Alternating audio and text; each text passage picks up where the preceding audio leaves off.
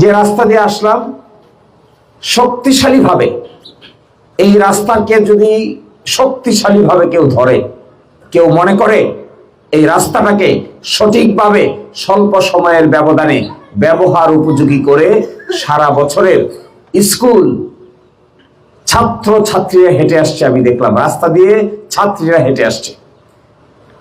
আমি বারবার জিজ্ঞাসা করছি তাকে এরা কোথায় যায়, বলছি তাদের এখান থেকে হেঁটে কালদর পর্যন্ত নাকি হেঁটে যেতে হবে। অথচ আমি মনে করি এই রাস্তাটার পিছনে 6 মাস কাজ করলে, 6 মাস যদি কোনো শক্তিশালী নেতৃত্ব এই রাস্তাটাকে একটা কাজ হিসেবে নিয়ে চেষ্টা করে, 6 মাস সময়ের ভিতরে এই রাস্তার একটা স্থায়ী সমাধান করে ফেলা সম্ভব। কিন্তু আমরা করতে পারি না কেন? এটাই আমার কাছে সবচাইতে রহস্যজনক। কেন করতে পারি না? জানি না, নাকি জেনেও না জানার ভান করি, নাকি আসলে বুঝি না, নাকি ক্ষমতায় ধরে না, নাকি কথা বেশি বলতে চাই, কাজ কম করতে চাই। কারণ কি? এইটাই আমি খুঁজে পাই না। এই 1.5 বছরে 371 গ্রামের মধ্যে 367 গ্রাম ঘুরে আমার কাছে মনে হয়েছে যদি সিনসিয়ারলি কষ্ট করে পরিশ্রম করে এই গ্রামগুলোর পিছনে সময় দেওয়া যায়, এই যেতগুলো সমস্যা আছে এগুলোকে তালিকা করা যায়, একটার পর একটা কাগজ কলম নিয়ে বসা যায়, আর সরকারকে বোঝানোর জন্য শক্তিশালী নেতৃত্ব প্রতিষ্ঠা করা যায়, তাহলে বড় সমস্যাগুলো আমরা চাইলে অল্প সময়ের ভিতরেই সমাধান করে ফেলতে পারি। কিন্তু আমার কাছে মনে হয় কেউ মনে হয় এই ব্যাপারে সময় খরচ করে নাই, কষ্ট করে নাই, পরিশ্রম করে নাই, রাত জেগে নাই, কাগজ কলম নিয়ে বসে নাই, প্ল্যান করে নাই, নিজে আসে নাই, দেখে নাই, ইঞ্জিনিয়ারকে নিয়ে আসে নাই, নেতা নেত্রীদেরকে দেখায় নাই। এই যে একটা অস্বাভাবিক চিত্র দেখা যায়, সকালবেলা আসার সময় এই দল রোডে আসছি, মোটরসাইকেল কিছু দূর যাওয়ার পরে আমার কাছে মনে হয় এই বুঝি মোটরসাইকেলের চাক্কার পাম গেল। এরকম এক একটা পাথর রাস্তাটা শরীরের মধ্যে বিশেষ এক রোগ হইলে চামড়া যেরকম দাদরা দাদরা হয়ে যায়, এই রাস্তাটা এরকম বিভিন্ন জায়গায় ভেঙে ভেঙে ভেঙে ভেঙে একটা মনে হচ্ছে শরীরের মধ্যে একটা রোগের মতো হয়েছে। আমি ওখান থেকে দাঁড়াই একজন অফিসারকে কল দিলাম যে আপনারা এই রাস্তাটা 6 মাস পানির নিচে থাকার পরে যখন ভাসবে তখন কি মাথায় আসে না যে এটার মধ্যে ক্ষতি হবে, ক্ষতি হলে পরে এটাকে রিপেয়ার করতে হবে? এটা কি চিন্তায় মাথায় আসে না? সরকার টাকা দেয় না? এই রাস্তায় টাকা যদি সরকার 5 কোটি টাকা দিয়ে থাকে, তাহলে 5 কোটি টাকার এই রাস্তা ভাসার সাথে সাথে প্রথম কাজ হওয়া উচিত ছিল এই রাস্তাটাকে রিপেয়ার করে এমন সুন্দর করে যাওয়া যে গাড়ি আর মোটরসাইকেল যেটাই যাক না কেন এখান থেকে দিরাই একজন মানুষের গায়েও যেন সামান্য পরিমাণ আঁচড় না লাগে। তো এটা দিচ্ছে না কেন? তদবিরের অভাব, নাকি টাকা এসে হাওয়া হয়ে গেছে? কি কারণে? একটা রাস্তা 4 মাস 5 মাস পানির নিচে থাকে, এর তো ক্ষতি হবেই, হবে না ক্ষতি? ঢেউয়ের নিচে পড়ে কিছু না কিছু ক্ষতি হবেই। ভাসার সময় প্রথম কাজ হওয়া উচিত ছিল যে এটা ভাসবে আর কাজ শুরু হবে, 30 দিন সময় নেওয়া হবে, 30 দিনের ভিতরে এমন সুন্দর করে কালো পিচ ডালা রাস্তা করে দেয়া হবে, এই অঞ্চলের মানুষ সাবমার্সিভ রাস্তা হলেও এটা দিয়ে চলাচল করতে কেউ যেন বিন্দু পরিমাণ ব্যাগ পেতে না হয়, এই ব্যবস্থাই তো করে দেওয়ার কথা। কিন্তু করি না কেন? এই কেন গুলোর জবাব আমি খুঁজে পাই না। একটা জবাব আমি খুঁজে পেয়েছি 1.5 বছরে। এই কেন এর একটা জবাব পেয়েছি। আমি বাংলাদেশের 64টা জেলায় গিয়েছি, শত শত উপজেলায় গিয়েছি। ওই সমস্ত জায়গায় রাজনৈতিক নেতৃবৃন্দ জনগণের কাজ করার ব্যাপারে যে পরিমাণ উৎসাহ এবং উদ্দীপনা দেখায়, আমাদের অঞ্চলের রাজনৈতিক নেতৃবৃন্দরা জনগণের কাজ বাস্তবায়ন করার ক্ষেত্রে এই ধরনের উৎসাহ উদ্দীপনা দেখায় না। কিন্তু কয়েকটা বিষয়ে আপনারা দেখেছেন এটা উৎসাহ। আমি তো দেখি যে এইটা ভাগাভাগির জন্য ঘুম হারাম হয়ে যায়। আমার কাছে যে পরিমাণ তদবির নিয়ে আসে, সকালে একটা তদবির, বিকালে আরেকজনকে দিয়ে দিছে, সন্ধ্যায় কয় আরেকজন অবজেকশন দিছে, রাতে কয় এটা পরিবর্তন হয়ে গেছে, পরের দিন সকালবেলা কয় যে দুইটা দিছিল দুইটাই পরিবর্তন হয়ে গেছে। অথচ একটা লোককে আমি খুঁজে পেলাম না, একজন লোক, একজন সাহসী বীর পুরুষকে আমি খুঁজে পেলাম না যে আমাকে এসে বলেছেন যে এই জগদল রাস্তা ভেঙে খান খান হয়ে গেছে, সরকারের সঙ্গে আলাপ করে তাড়াতাড়ি রিপেয়ার করার টাকা আনেন, ইঞ্জিনিয়ার দেন, এই কাজটা শেষ হোক, মানুষ সহজে যেন দিরাই যেতে পারে, এই রাস্তাটা আপনি করে দেওয়ার ব্যবস্থা করেন। এটা বলি না কেন? কেন বলতে পারি না? অথচ আমি দেখেছি প্রথমবার ঢাকায় গেলাম চিফ ইঞ্জিনিয়ারের অফিসে, চিফ ইঞ্জিনিয়ারকে আমি জিজ্ঞাসা করলাম যে আপনাদের ভাটি অঞ্চলের রাস্তাগুলো যেগুলো সাবমার্সিভ, পানির নিচে চলে যায়, এগুলো রিপেয়ারের জন্য টাকা দেন না? বলছি আমরা টাকা দেই। কত টাকা দেন দিরাইয়ের জন্য? তো আমাকে কাকে কাকে ফোন করে বললো যে 10 কোটি টাকা। তো 10 কোটি টাকা যদি দিরাইয়ের এই রাস্তাগুলোকে রিপেয়ার করার জন্য দেয়া হয়ে থাকে, তাহলে আপনারা এই 10 কোটি টাকার কাজ বাস্তবে রিপেয়ার করেছে এরকম কিছু দেখতে পেয়েছেন? তো কই গেল এই টাকা? কোথায় গেল সেই টাকা? এই জন্য আমি মনে করি আমাদের এই ভাটি অঞ্চলকে পরিবর্তন করতে গেলে এইটা সবচাইতে কঠিন কাজ। ভাটি অঞ্চলের মানুষের জীবনের মধ্যে পরিবর্তনের সূচনা করতে গেলে সর্বাগ্রে যে কাজ করতে হবে, দুর্নীতির বিরুদ্ধে একটা চিরস্থায়ী সমাধান বের করতে হবে। এই চিরস্থায়ী সমাধান কিভাবে বের করব? এই চিরস্থায়ী সমাধান বের করতে গেলে অফিস, আদালত, প্রজেক্ট সবগুলোকে অনলাইন ভিত্তিক করে টাকা পয়সার ডিসবার্সমেন্ট এমন করে সিস্টেম ডেভেলপ করতে হবে যে সিস্টেমে প্রত্যেক মানুষ তার ঘরে বসে থেকে দিরাই সাল্লার সরকারি টাকার হিসাব দেখতে পাবে। এই সরকারি টাকার হিসাব আপনি মোবাইলে কি দেখেন? ফেসবুক দেখেন। কোথায়? মোবাইলে তো এমপি সাহেবের বরাদ্দ দেখতে পান না? পান? এমপি সাহেব কয় টাকা পেয়েছে দেখেছেন কোনোদিন? উপজেলা চেয়ারম্যান কয় টাকা কোন রাস্তার জন্য বরাদ্দ পেয়েছেন কোনোদিন? তো পান না কেন? ফেসবুক দেখতে পান, মোবাইলে ইউটিউব দেখতে পান, মোবাইলে নাটক, কবিতা, গল্প, গান দেখতে পান, মোবাইলে এমপি সাহেবের অর্থনৈতিক কেলেঙ্কারির কথা শুনতে পান না কেন? আমি আপনাদেরকে বলে দিয়ে যাচ্ছি, সত্যিকার অর্থে আপনাদের অংশগ্রহণে আমরা যদি এখানে ব্যতিক্রম কোনো ঘটনা ঘটাতে পারি, আমি ব্যক্তিগতভাবে চেষ্টা করব এমপি সাহেব কয় টাকা বরাদ্দ পেয়েছেন, এই বরাদ্দের টাকা কোথায় গিয়েছে, এই বরাদ্দের টাকা যাওয়ার পরে প্রকৃত অর্থে কার্যকর হয়েছে কিনা, দিরাই সাল্লার প্রতিটা জনগণ প্রত্যেকটা টাকার হিসাব জানতে পারবে। আপনারা আমাকে এই সুযোগটা করে দেন, নতুন রাজনীতি করার সুযোগ করে দেন। আপনারা যদি নতুন রাজনীতি করার সুযোগ করে না দেন, তাহলে আমি ইচ্ছা করলে ব্যক্তিগতভাবে করতে পারবো না। বাংলাদেশে একটা নজির হোক, বাংলাদেশে করাপশনের বিরুদ্ধে, দুর্নীতির বিরুদ্ধে দিরাই সাল্লায় একটা নজির হোক, এমন একটা সিস্টেম আমরা বিল করে দেই, এমন একটা ব্যবস্থা আমরা বের করে দেই, বাংলাদেশের 299 আসনের লোকেরা দুর্নীতির বিরুদ্ধে যদি অভিযান চালাইতে চায়, দুর্নীতির বিরুদ্ধে যদি ব্যবস্থা নিতে চায়, তারা যেন দিরাই সাল্লার মাটি থেকে কিভাবে দুর্নীতি দূর হয় এই পদ্ধতিটা জেনে নিতে বাধ্য হয়।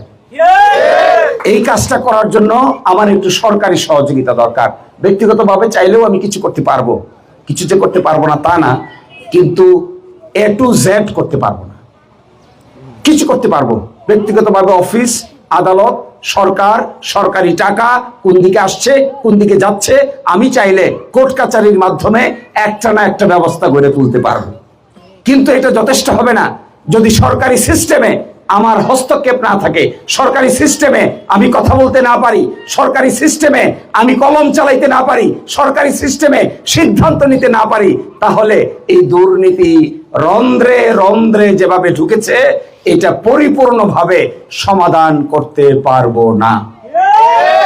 আপনারা, আমরা ভাটি অঞ্চলের নিপীড়িত মানুষ সবাই, আমাদের কারোরই রাস্তাঘাট নাই, আমাদের কারোরই বর্ষার সিজনে বাড়ির পাশে পানি থই থই করে, থই থই হাঁস যেমন থই থই করে, পানি আমাদের বাড়ির পাশে ঢেউয়ের মতো থই থই থই থই করে। নৌকা ছাড়া আমাদের ডানে বামে যাওয়ার কোনো উপায় নাই। আমাদের জীবনের অংশ নৌকা, আমাদের জীবনের অংশ ধান ক্ষেত, আমাদের জীবনের অংশ বিল, আমাদের জীবনের অংশ ক্ষেতের আইল, আমাদের জীবনের অংশ ধান মাড়াই করা, ধান কাটা, বৈশাখের পানি এবং জ্যৈষ্ঠ মাসের থই থই অবস্থা আমাদের জীবনের অংশ হয়ে গেছে।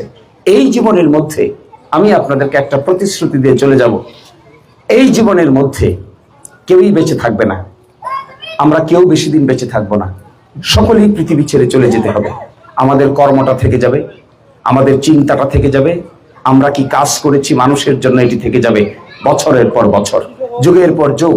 একটা কথা বলবো, যদি সত্যিকার অর্থে আপনারা আমরা মিলে একটা জায়গায় দাঁড়িয়ে ধীরাই সাল্লায় নতুন রাজনৈতিক ব্যবস্থা গড়ে তুলতে পারি, ধীরাই সাল্লায় দুর্নীতি দূর করে বাংলাদেশে একটা মডেল সংসদীয় আসন তৈরি করা যায়, তাহলে আমার বিবেচনায় আমরা কেউই দুনিয়াতে থাকবো না, শেষ পর্যন্ত সকলেই লাশ আকারে কবরের দিকে রওনা দিব, আর না হলে চিতায় আমাদেরকে কাষ্ট করা হবে।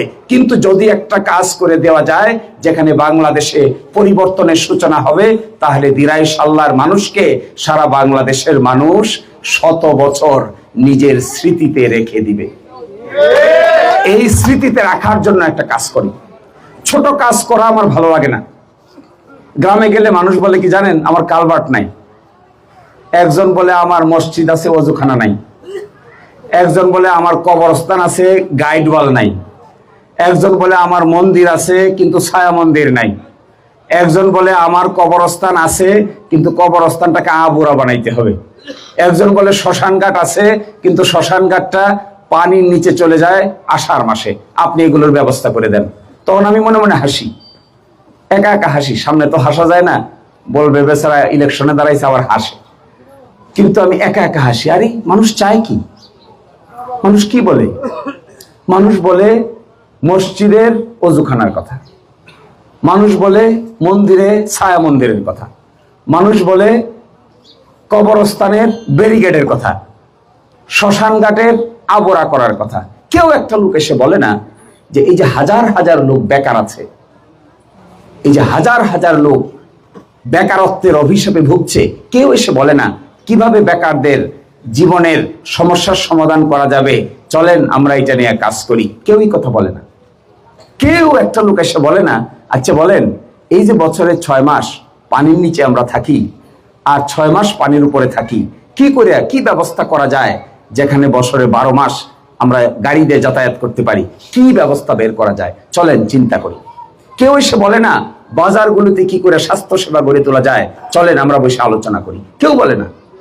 আশ্চর্য হই আমি, একা একা ভাবি, অনেক সময় রাতে এই চিন্তা আসে মাথায়। একজন লোক এই কথা বলে না যে আমাদের এই ভাটি বাংলার অবহেলিত মানুষের শিশুদের লেখাপড়ার কি হবে। একজন লোক এসে বলে না এই অবহেলিত অঞ্চলের দুর্নীতি থেকে মুক্তি পাওয়ার জন্য কি ব্যবস্থা করা যায়, চলেন আমরা বসে চিন্তা করি। কেউ এসে বলে না এই হাওর বাওর নদী নালাগুলো কিভাবে খনন করা যায়, চলেন আমরা সবাই মিশে আলোচনা করি। অর্থাৎ এই বড় কাজগুলো করার জন্য যে বড় মানসিকতা আর বড় নেতৃত্ব প্রয়োজন, আমরা সেটাকে বাদ দিয়ে কালভার্ট আর ওযুখানার পিছনেই সময় ব্যয় করে দিচ্ছি। অথচ হওয়ার কথা ছিল কি জানেন, রাজনৈতিক দলগুলোর হওয়ার কথা ছিল ঠিক আছে 5 মাস পানির নিচে থাকে, আমরা নৌকা ছাড়া যেতে পারি না, চলেন আমরা বসে আলোচনা করি কি করে আমরা নৌকার সিজনেও গাড়ি ব্যবহার করতে পারি, চলেন আলোচনা করি। কেউ আলোচনা করে না, কেউ বড় জিনিসটা সমাধান করতে চায় না। কেউ এসে বলে না যে চলেন একটা কাজ না করলে আরেকটা করব, এই অল্টারনেটিভ না থাকলে আরেকটা বের করব, ওইটা না পারলে আরেকটা বের করব, ওইটা না পারে চতুর্থটা বের করব। কিন্তু বর্ষার সিজনেও নৌকার বাইরে গাড়ি দৌড়াইতে চাই, এই ব্যবস্থাটা চলেন আমরা সকলে মিলে করি। কিন্তু কেউই আলোচনা করতে চায় না। সকলের মাথায় কি এত পানির মধ্যে কিভাবে হবে, এত পানি কোথায় দিয়ে যাব, এই ভয়ে এই চিন্তাবাদ। আরেক এসে আমি দেখলাম, আমি একজনকে বললাম যে চলেন আমরা নৌকায় অ্যাম্বুলেন্স বানাই, তো বলতেছে এটা আবার কেমন, তো নৌকায় অ্যাম্বুলেন্স বানাই, আমরা কলিয়ার কাপন বাজারে অ্যাম্বুলেন্স দিয়ে দিব, পানির মধ্যে অ্যাম্বুলেন্স থাকবে, নৌকায় অ্যাম্বুলেন্স থাকবে, নৌকার ভিতরে অক্সিজেন সিস্টেম থাকবে, নৌকার ভিতরে প্রাইমারি অপারেশন ব্যবস্থা থাকবে, বছরে 5 মাস এই নৌকা পানিতে ভাসতে থাকবে, ডাক্তার থাকবে, নার্স থাকবে। প্রাথমিকভাবে একজন মানুষ অসুস্থ হয়ে গেলে এই নৌকার মধ্যেই তাকে প্রাথমিক চিকিৎসা দেওয়া সম্ভব হবে। তা বলতেছে, আমাকে জিজ্ঞাসা করতেছে এটা কি, এটা কেমন করে? কথাটা আমি বলে শেষ করিনি, শোনেন এটা কেমন করে। আমি যখন প্রথম বললাম তখন হাসে। আমি বললাম, কেন হাসছেন কেন? আপনি কি জানেন না পৃথিবীর বিভিন্ন দেশে এগুলো আছে? কই না, কোথাও তো দেখি নাই। নৌকার মধ্যে কি করে অ্যাম্বুলেন্স হবে? নৌকার মধ্যে অ্যাম্বুলেন্স বানালে মানুষ কি বলবে? তো নৌকার মধ্যে তো অ্যাম্বুলেন্স বানানো সম্ভব না। কেন? গাড়িতে যদি অ্যাম্বুলেন্স হয়, নৌকায় অ্যাম্বুলেন্স হতে পারে না? আপনারা কেউ যদি কোরিয়ায় বসবাস করে থাকেন, কেউ যদি জাপানে বসবাস করে থাকেন, কেউ যদি উত্তর কোরিয়ায় বসবাস করে থাকেন, দেখবেন ওই দেশের বিজ্ঞানীদেরকে নিয়ে তারা নৌকার মধ্যে এমন অ্যাম্বুলেন্স সিস্টেম ডেভেলপ করেছে যেখানে হাজার হাজার মানুষ পানির মধ্যে বসে নৌকার অ্যাম্বুলেন্সে চিকিৎসা সেবা নিচ্ছে। কিন্তু চিন্তা করি না তো আমরা, মাতৃভূমিকে নিয়ে চিন্তা নাই। চিন্তার মূল কেন্দ্রবিন্দু হলো পকেট ভূমিকে নিয়ে। চিন্তার মূল কেন্দ্রবিন্দু ডান পকেট না বাম পকেট। সরকারি টাকার যে হরিলুট আমি দেখেছি বিগত 1.5 বছরে, সরকারি টাকার হরিলুট। সরকারি টাকায় ভাগ বসাইতে তো লজ্জা পাওয়ার কথা, লজ্জা পাওয়ার কথা না? সরকারি যে টাকাটা, এই টাকাটার 2 টাকা আমার পকেটে ঢুকাইতে আমার তো শরম লাগার কথা। যদি আমার শরম বোধ থাকে, একজন নারীর যেমন লজ্জাবোধ আছে, একজন পুরুষেরও তো একটা লজ্জাবোধ থাকতে হবে। সেটা কি? সরকারের টাকা আমার পকেটে ঢুকাবো, এরপরে আমার লজ্জা লাগে না, তাহলে আমি কে? আমার চরিত্র কি? আমি কেমন? আমি কেন এই পথে হাঁটছি?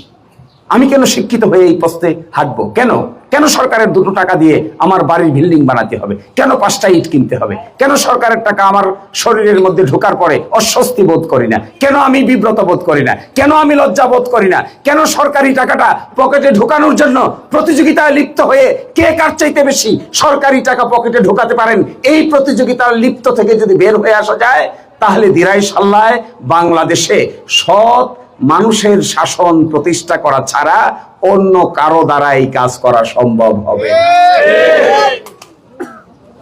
এই 5 তারিখের পরে বহু লোক এসে আমাকে বলছে, স্যার অমুক বিল তো আপনি 5 আনা নিয়ে নেন। একজন এসে বলছে আপনি 10 আনা নিয়ে নেন। তা আমি একা একা ভাবলাম, কি রে, ওরা আমার বিল মনে করে নাকি? ওরা কি আমার মনে করে যে শিশির মনির যে বিল, শিশির মনির বিল বিখ্যাত 2-3টা বিলের মালিক, বিল নিয়ে নেন। কেন করবো আমি বিল? আমি বিলের মালিক হব কেন? Why should I be the owner of bill? আমার মতো লোককে বিলের মালিক কেন? মানুষ মাছ কেড়ে খায়, সরকারের কাছ থেকে লিজ আনে, ওটার মালিকানা আমাকে নিতে হবে কেন? ওয়াই? আমি দেখেছি নেতারা এই সংক্ষিপ্ত লোভের উপরে যদি উঠতে পারে, এই বিল, বাদল, সরকারি জমি এবং খাস জমির মালিকানা থেকে নিজের মাথাটাকে যদি উঁচু করে দাঁড় করাতে পারে, তাহলে দিরাই সাল্লার দুর্নীতির বড় একটা অংশ অটোমেটিক সমাধান করে ফেলা সম্ভব। কিন্তু এটা পারে না। একদিন আমি খুব অবাক হলাম, এক মিটিংয়ে কড়া আলোচনা দুর্নীতির বিরুদ্ধে। মিটিং শেষ হয় নাই, পরের দিন আবার মিটিং শুরু হয়েছে। এইবার আগের দিন যিনি কড়া আলোচনা করেছেন, এবার উনি কোনো আলোচনা করে না। তা আমি একটু চিন্তিত হয়ে গেলাম, কি রে, লোকটা এত কড়া গতকালকে, আজকে দেখি একইভাবে একেবারে মরা। তা কালকে যে ছিল এত কড়া, আজকে কেন এত মরা? তো রহস্যজনক মনে হয় আমার কাছে। তারপরে খুঁজতে খুঁজতে পাইলাম, রাতের বেলা এত কড়া বক্তব্য দেওয়ার অর্থ ছিল কেউ না কেউ যেন তার সাথে রাতের বেলা যোগাযোগ করে। সত্যিকার অর্থে রাতের বেলা কেউ না কেউ যোগাযোগ করেছে। এই যোগাযোগের ফলে তিনি সন্তুষ্ট হয়ে গেছেন। সন্তুষ্ট হয়ে যাওয়ার পরে পরের দিনের মিটিংয়ে আর আগের মতো গলা আর উঁচু নাই, যত কড়া ছিল পরের দিন সকালবেলা একেবারে এইভাবেই ধরা হয়ে গেছে। এর মানে কি? রাতের বেলা পকেট মোটা হয়ে গেছে, তাই তো? আচ্ছা বলেন, একটা রাজনৈতিক দল, কোন একটা রাজনৈতিক দলের নেতা, আমিও যদি হই, আমিও যদি গোপনে গোপনে করাপশনের সঙ্গে জড়িত থাকি, সম্পদ ভাগাভাগির সঙ্গে জড়িত থাকি, মানুষের বিল বাদলাদের সঙ্গে জড়িত থাকি, আমি যদি পিআইসির ভাগাভাগির সঙ্গে জড়িত হয়ে যাই, আমি যদি সত্যিকার অর্থে একটা প্রজেক্টের 10% টাকার মালিক হয়ে নিজে সুন্দর পাঞ্জাবি পাজামা পরে সন্তানাদিকে মানুষ করতে চাই, আমার পরিবারের খরচ বহন করতে চাই, আমি বিল্ডিং বানাইতে চাই, আমি অট্টালিকায় বসবাস করতে চাই, আমি যদি উন্নত জীবনযাপন করতে চাই সরকারি টাকার ভাগাভাগি নিয়ে, আমার পক্ষে কোনোদিন দুর্নীতির বিরুদ্ধে পদক্ষেপ নেওয়া সম্ভব হবে না। দুর্নীতির বিরুদ্ধে পদক্ষেপ নিতে গেলে স্বাধীন থাকতে হবে। স্বাধীন, পরাধীনতার শৃঙ্খলে আবদ্ধ লোকেরা দুর্নীতির বিরুদ্ধে সংগ্রাম করতে পারে না। দুর্নীতির বিরুদ্ধে সংগ্রাম করতে গেলে নিজেকে স্বার্থের ঊর্ধ্বে উঠতে হয়। এই স্বার্থের ঊর্ধ্বে উঠতে না পারলে আমরা আমাদের ভাটি অঞ্চলকে সাজাইতে পারবো না। আমি হিসেব করে দেখেছি, আমি ইঞ্জিনিয়ারদের এস্টিমেট করে দেখেছি, অন্তত ৩-৪ হাজার কোটি টাকার কাজের প্রয়োজন আছে দিরাই এবং সাল্লা মিলে। সত্যিকার অর্থে যদি চেঞ্জ করতে হয়, কেউ পরিবর্তন করতে হয়, এই পরিবর্তন স্কুলে হবে, এই পরিবর্তন মাদ্রাসায় হবে, এই পরিবর্তন গির্জায় হবে, এই পরিবর্তন মন্দিরে হবে, এই পরিবর্তন মসজিদে হবে, এই পরিবর্তন কবরস্থানে হবে, এই পরিবর্তন শ্মশান ঘাটে হবে, এই পরিবর্তন রাস্তাঘাটে হবে, এই পরিবর্তন স্বাস্থ্য ব্যবস্থায় হবে, এই পরিবর্তন নদী নালা খাল খননের মধ্যে হবে, এই পরিবর্তন পরিবেশ ঠিক করতে হবে। এই 2 থেকে 3 হাজার কোটি টাকা সত্যিকার অর্থে এই দিরাইয়ে এনে সাল্লায় এনে যদি খরচ করতে হয়, আমরা যদি শক্তিশালী নেতৃত্ব প্রতিষ্ঠা করতে না পারি, তাহলে আমাদের স্বপ্নই থেকে যাবে, কোনো দিনেই বাস্তবে রূপান্তর করা সম্ভব হবে না। আমি আপনাদেরকে অত্যন্ত কঠিন কথা বলে দিয়ে গেলাম। স্বপ্ন তো দেখতেই পারবেন, বাস্তবায়নই সমস্যা। স্বপ্ন দেখা তো কঠিন কাজ না। রাতের বেলা ক্যালকুলেশন করে ঘুমায় ঘুমায় সব দেখবো কোন দিকে কি হয়ে যাচ্ছে। সকালবেলা যখন বাস্তবায়নের নমুনা উপস্থাপন করতে বলা হবে, তখন যদি না পারি, তাহলে এই নেতৃত্ব দিয়ে আমরা চাইলেও পরিবর্তনের সূচনা করতে পারবো না। আমি আপনাদেরকে একটা অনুরোধ করে চলে যাব, চলেন একটিবারের মতো আমরা একে অন্যের হাত ধরি, ব্যক্তিগত দ্বন্দ্বের কথা ভুলে যাই, পারিবারিক শত্রুতার কথা ভুলে যাই, গোষ্ঠীগত শত্রুতার কথা ভুলে যাই, গ্রাম্য দলাদলি ভুলে যাই। ভুলে গিয়ে আমরা একটা বড় মনের পরিচয় দিই। এই বড় মনটা হলো এই দিরাই সাল্লাকে নতুন করে গঠন করার জন্য একটা উদার মন। দল মত নির্বিশেষে সকলেই একসাথে হই, দেখাবো, সারা দুনিয়াকে দেখাবো, সাক্ষী রেখে যেতে হবে। সারা দুনিয়ার সামনে একটা সাক্ষী হয়ে থাকো, একটা অবহেলিত অঞ্চলকে কি করে টেনে উপরে তুলতে হয়, একটা অবহেলিত অঞ্চলকে কি করে সাজাতে হয়, একটা অবহেলিত অঞ্চলকে কি করে নতুন করে সাজে সজ্জিত করতে হয়। বাড়ির ড্রয়িং রুমকে যেভাবে আমরা সজ্জিত করি, যেভাবে বাড়ির ড্রয়িং রুমটাকে সজ্জিত করার জন্য সিলেটে গিয়ে ঢাকায় গিয়ে সুন্দর সুন্দর টাইলস কিনে নিয়ে এসে বাড়ির ড্রয়িং রুমটাকে আমরা সজ্জিত করি, বসার জায়গাটাকে সজ্জিত করি, সোফা কিনে নিয়ে এসে সুন্দর ব্যবস্থাপনা করি, আমরা এই অবহেলিত দিরাই সাল্লার মাটিকে আমরা একসাথে হলে এই মাটিকেও আমরা নতুন করে সজ্জিত করে নিজের বাড়ির ড্রয়িং রুমের মতো সাজাতে পারবো। কিন্তু সেটার জন্য প্রয়োজন হবে কষ্ট করার, পরিশ্রম করার। মাথার ঘাম পায়ে পড়ে যাবে, কত রাত চলে যাবে ঘুমাতে পারবেন না, কত দিন চলে যাবে সূর্যাস্তয় হবে সূর্যোদয় হবে রেস্ট নিতে পারবেন না, কত দিন চলে যাবে ম্যাগি ভিজে যাবেন, কত দিন চলে যাবে রোদে পড়ে যাবেন। কিন্তু এই কঠিন পথ অবলম্বন করতে পারলে একদিন না একদিন এই ভাটি অঞ্চলের চেহারার মধ্যে যে পরিবর্তন আসবে, আমার ধারণা আমরা যারা এই পরিবর্তনের সঙ্গে যুক্ত থাকব, আমাদের মৃত্যুর পরেও এই অঞ্চলের জনগণ বছরের পর বছর আমাদের অবদানের কথা স্মরণ রাখবে। এইটাই জীবনের সবচেয়ে গুরুত্বপূর্ণ বিষয়। টাকা দিয়ে কি হবে ভাই? কয় টাকা চাই? খাইবো কয় টাকা? কয় টাকা হইলে পরে আর খাওয়ার দরকার হয় না। কত টাকা দেখেন তো দেখি, 10 কোটি 20 কোটি 50 কোটি 100 কোটি টাকার মালিক হবেন, রাতের বেলা খাবেন কি? রাতের বেলা তো খাবেন হলো ওই 200 টাকা চালের ভাত।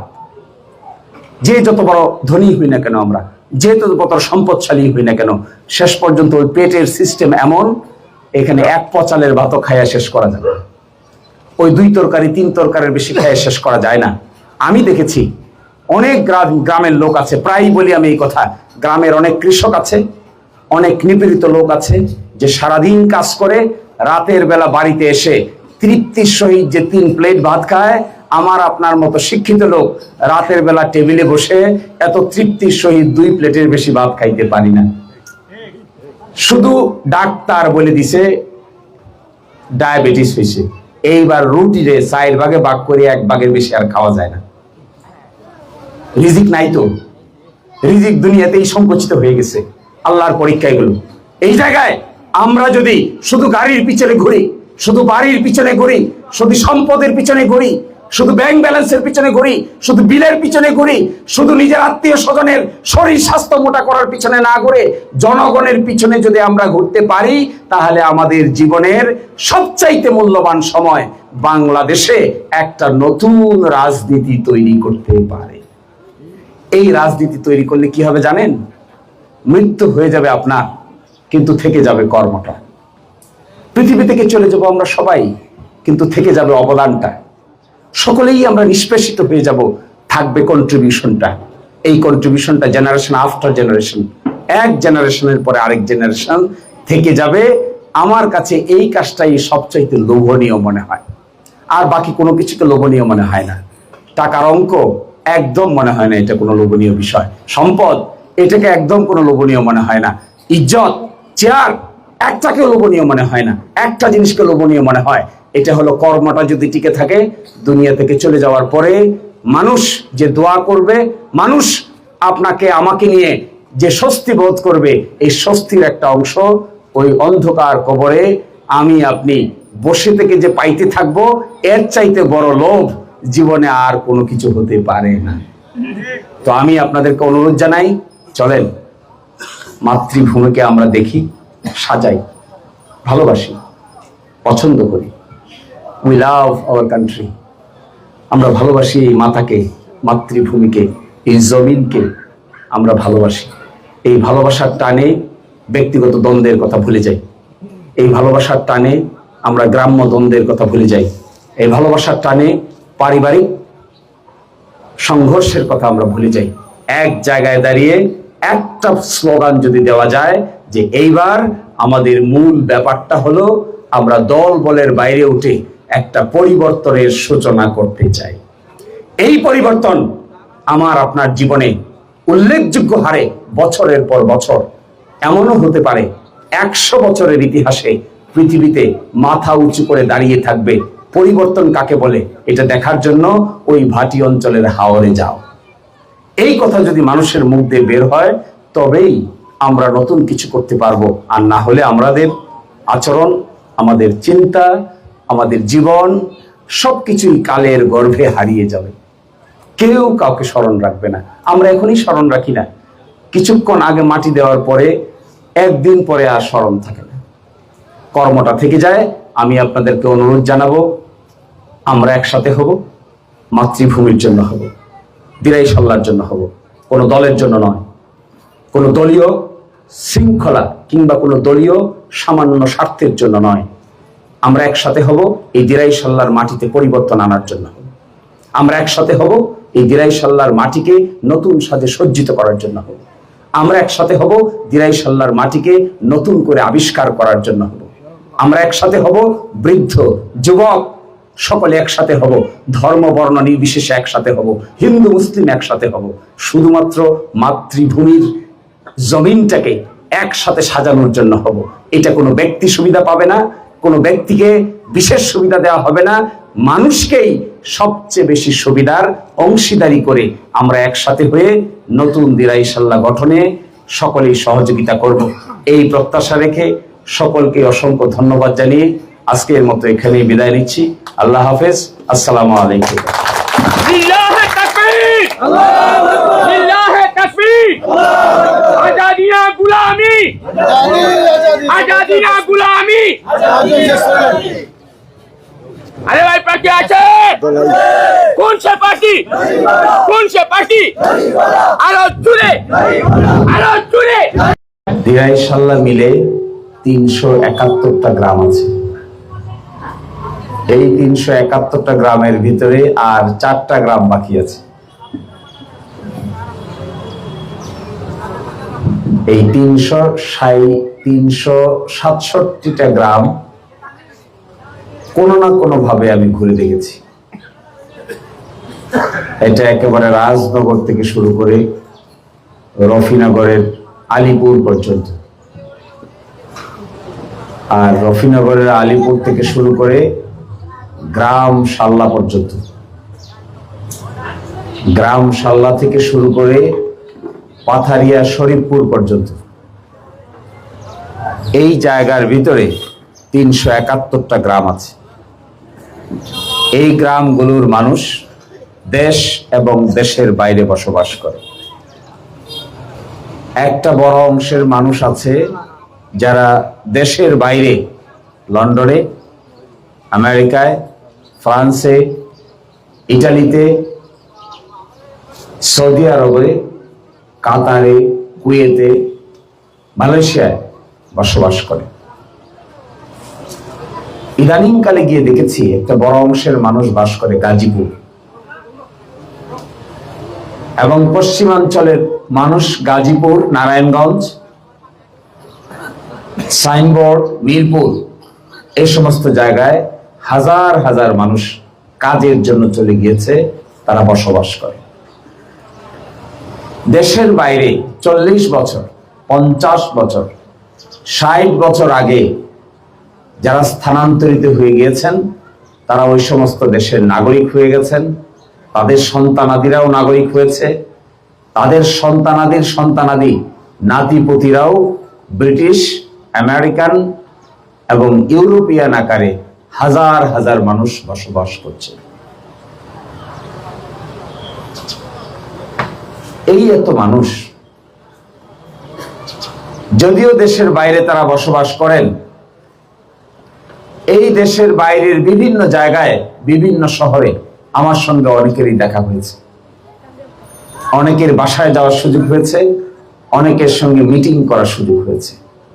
তারা সকলেই এক বাক্যে দেখেন, এক বাক্যে স্বীকার করেন যে আমরা বিদেশে থাকি, আমরা উন্নত জীবন যাপন করি, কিন্তু আমার গ্রামের মানুষ, আমার আত্মীয় স্বজন, আমার বাড়ি, আমার ঘর, আমার রাস্তাঘাট, আমার স্কুল কলেজ, আমার মসজিদ মাদ্রাসা, আমার মন্দির প্যাগোডা, এগুলো আমরা বিদেশে থেকে যে সুযোগ সুবিধা ভোগ করি, আমার গ্রামের মানুষ, আমার আত্মীয় স্বজন এই সুযোগ সুবিধা ভোগ করতে পারে না। আজকে জগদলে এসে সর্বশেষ রাজনগর হয়ে ঘুরে আবার এদিকে আসছি। যে ধরনের রাস্তাঘাট অর্ধেক হয়ে আটকে আছে, যে রাস্তা দিয়ে ঘুরে এদিকে আসলাম, আমার মোটরসাইকেল চালাচ্ছিল ছোট ভাই, ওকে বারবার আমি খোঁচা দিয়ে বলতেছি যে কি কারবার, একই কারবার, একই কারবার।